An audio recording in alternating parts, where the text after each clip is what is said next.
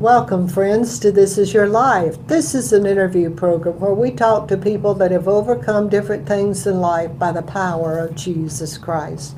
And today's guest is Gary Pullen. Gary, welcome to This Is Your Life. Thank you, Bobby. Pleasure being here. I know you have told us before because we had you and your wife on, but if someone didn't see the first program, tell me your age, if you don't mind. I am going to be 62 years old next month. So That's wonderful. I'll trade with you. Gary, I understand that you had some infirmities, some sickness that struck you and came upon you. Was it a surprise? Did you have any warning? And tell us all about it. I had no warning at all. I was a really healthy 42-year-old, and really this testimony is about how God can perform miracles in the midst of tragedy. My wife and I lost our 17-year-old son in an auto accident. And about a week before that accident, I'd actually gone in for my annual physical. And while there, after reviewing the blood work and doing the examination, we completed the physical, and the doctor was about to walk out the door, and he turned and said, "Gary," he said, "before you leave, I want you to take a chest x-ray." Hit me as rather strange, and I said, "Sure, I'm happy to do it, but can you explain why?" And he said, "Well, I have to be honest and say there's probably no good medical reason for it." He said, "But your voice sounds a little more hoarse than it normally does." And I'd had a long-term relationship with my personal physician. And he said, really what's behind it is I had a couple of uncles that suffered throat cancer. And one was diagnosed early and survived, and the other wasn't. And I just, quite frankly, felt led to do this. He said, actually, x-rays are not very good diagnostic tools, but just I feel like it's something I need to do. And so I said, fine. Well, a week later, as I said, our son was killed in an auto accident. This was on a Sunday. Obviously a lot of press coverage, of which my doctor was clearly aware of what had happened. The next day, Monday, he got the report from the radiologist on the x-ray. And the radiologist report said that there was a shadow on the x-ray that they really thought was cast by my breast. And so he wanted to follow up to make sure that it was nothing more serious. Because of the emotional condition of Debbie and I as a result of my son's death, he recognized now wasn't the time to bring me back in for that. So he waited about 4 or 5 weeks. He scheduled an appointment with she and I to come in, really to see how we were doing emotionally and if there was anything he could do to support us in our time of grief. And we had that appointment on a Friday. And when he, after having that conversation, he said, "Look, I really hate to do this," but he reminded me of the x-ray, said the radiologist had seen a shadow, wanted to eliminate any concerns, so he asked if I would, at that point, take additional x-rays where he covered the breast so they could compare the two, and if it were, in fact, a shadow, it would go away. I obviously was stunned even by the request. You can imagine I'm grieving the loss of my son. I think I was sort of numb to what he even said, but Debbie was as much concerned not only about herself and her condition, but me as well. And she simply said to the doctor that, "I don't think I can wait a weekend. Is there any way we can find out something before having to wait till now Monday?" He said there was. He said, "Take these x-rays I've done, go by our HMO, pick up the x-rays that had previously been done, that he would then have them sent over to the radiologist, do a comparison, and we would get an answer that afternoon." So we sought to do that. When we got there to pick up the x-rays, unfortunately, or fortunately as it turns out, the HMO couldn't locate the original x-rays. They too were aware of our emotional condition, the loss of our son because of the press coverage. They said, "Look, why don't you guys just go home? We'll find them. We'll have them sent over to the radiologist. Your doctor can call you this afternoon." We did that at about 4:45. We got a call from the doctor to say, "Look, they still can't find the original x-rays." So he directed us to go back out and now have a set of x-rays without covering the breast, so they had something to compare. Well, by then, it's after business hours on Friday. We're going to have to wait till Monday. You can't imagine the emotional stress and strain. Yes. So we go home. The next day, I went up went out to play golf, which I did every Saturday. Like I say, felt fine. I had no symptoms whatsoever. The doctor called the house, spoke to Debbie, and said, look, I know you guys are worried sick about this, and I am too. And he made special arrangements for me to go to the hospital to see a colleague of his who was a radiologist. He explained to me that, look, your health insurance isn't going to cover it because it's not an emergency. I said, fine, I'll pay the hospital, expenses. The radiologist agreed to waive his. So he directed Debbie to get me, go by the HMO, pick up all the x-rays that had been done the day before, meet me out at the hospital where I would meet the radiologist. I did that. He took some x-rays while we were there. Debbie did as she was instructed. Well, when she got to the HMO, the receptionist said, look, the radiologist has been in this morning and has read these x-rays. It may be that if he can talk to the doctor at the hospital, there won't need to be a need for any additional x-rays or testing. As God would have it, the doctor I was with was on a consultation by phone and wasn't available to take the call. And after Debbie, becoming more concerned and impatient, finally went back and said, look, I'm worried sick about my husband. Can I just have the x-rays? Which she was given. She took them back out to the hospital.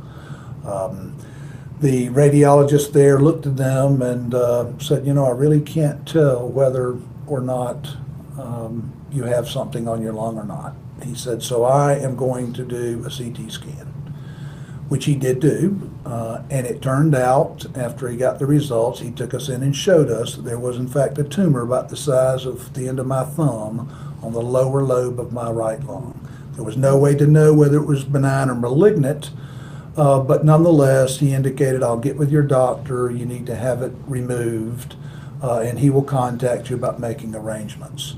We got back home and my personal physician called the house and said, Gary, how are you doing? And I said, well, Doc, I'm not doing well at all. I was in tears, and when your doctor cries, something different's going on. And he said, well, Gary, he said, I got to tell you, the Lord's looking out after you. And I said, well, Doc, I don't think he's doing a very good job. And he said, no, what you don't know is that I just got the report from the radiologist at the HMO, and he read your x-rays as normal. And had we waited until Monday to get those results instead of sending you out there today, we would have thought that you were healthy.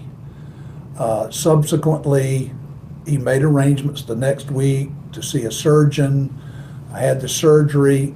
While I was in surgery, they cut out the tumor, took it to pathology. It come back that it was in fact malignant, and I did in fact have lung cancer.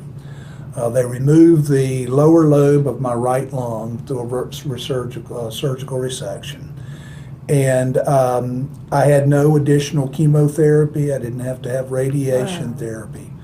But had God not used the emotional heartache and involvement of those involved, my doctor would have never done anything extraordinary or extraordinary. And I wouldn't be here to tell you today this testimony. If you know anything about lung cancer, it is the leading cause of death of all cancers. And the 5-year survival rate is 15%. Most people just under the best of circumstances don't survive, and the reason is because there's no good assessment or evaluation tool. Generally, by the time you're showing symptoms, if you do, it's too late. It's spread to other lobes or lymph nodes or other organs. So, well, it's amazing that you didn't have to have any chemotherapy or radiation, too. That's exactly right. So it was almost unheard of. God just He really did. He did. A lot of people question whether or not God still performs miracles today. Obviously, I'm convinced that he does. I think one thing that we all realize is anytime God performs a miracle, there's an element of faith required. Two people can see the same event, and one believe a miracle and another not. And the difference is that one had faith to believe it, and the other didn't. And this is clearly an example. The tumor that I had was actually not typically associated with lung cancer. So they thought that might be a secondary site, that I might in fact have cancer in some other part of the body. So they did extensive testing with other doctors. And I went in, one of the things I had to have, they thought it was a digestive perhaps tumor, so I had to have a colonoscopy. And when I went into the doctor as a 42-year-old, he's like, "What are you here for? People your age don't have this procedure, it comes later in life." I explained to him the circumstances. He said that doesn't happen. He called in his nursing staff to say, "You need to hear this testimony of how God has worked in this individual's Well, Gary, life." let me ask you a few questions. People that are suffering in some way in their body that are watching, do you think God can touch them, whatever the situation is, just like he touched you? No doubt about it. That's what I say. You would have thought in the midst of that tragedy, how can a miracle be performed? But, God cares for us. A lot of people wonder, does God really get involved in our day-to-day business and our day-to-day lives? The Bible says a sparrow doesn't hit the ground that God our Father doesn't know, and he knows the number of hairs on our head. So to think that he is not concerned and compassionate about your health and about your circumstances means you don't know God. And if you'll place your faith and trust in him, he can work miracles in your life just as he can anyone else. And viewers, God doesn't put things on you to teach you something. He's a loving God. He doesn't do that. It's God's will above all that you prosper and that you're in health, even as your soul prospers. He paid the price with wounds and stripes for your healing. What kind of recovery, Gary, did you have? What is it, quick or a slow recovery? Or? Well, I was about 6 weeks, before I could actually get back to work. I was in the hospital for, I think, about 6 days. A very painful procedure to go through. Not any aren't, but this is a particularly painful one. But then again, after that 6 weeks, it obviously, I couldn't get back to normal day-to-day activities for a period of months, but I really had no lingering health concerns. Today I can live a normal life. And you've had no more problems? I've had none. It's been 20 years. Oh, 20 praise years. God. Yeah. He is the Lord that healeth, friends. He's the Lord that healeth. Well, I want to ask you something. Poor old Debbie. I mean, she had lost her son just like you lost your son. But right on the aftermath of this, then she finds out about this. Absolutely. Hey, if it had not How been... was she able to handle the grace of God. One of the things I tell people, as the person going through the medical treatment and all of that, I'm on medications, I'm recovering, so my mind's not as much on the grief just because of everything else. She never for a moment lost that she had lost her son, and now she's sitting here wondering about her husband. So just extraordinary faith is all I can attribute it to. Both of you's faith was on the rock of Jesus Christ, Absolutely. the solid rock of Jesus and his word. Amen. Friends, thank you for being here with us today, Thank you. Gary. It's Yeah, been an thank you, honor and a Bobby. privilege. Friends, we're a listener-supported program. Any donations that you send, it would be our privilege to send you a DVD about peace that would usher in God's peace into your life. I pray that you will spread the word and that you will keep listening, for we're here every Tuesday at 7:15. This is Bobby saying, God really does love you, and so do we.